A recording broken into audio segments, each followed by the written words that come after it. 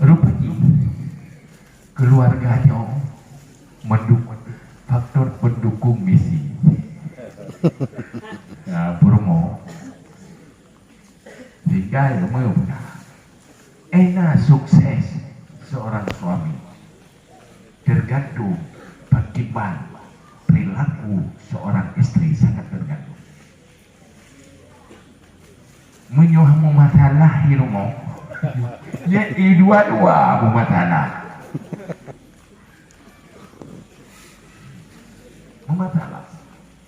mana ada kau di rumah masalah di luar sukses sih duk nang masalah suksesnya nang masalah berlalu berbeda pasti nak kendala.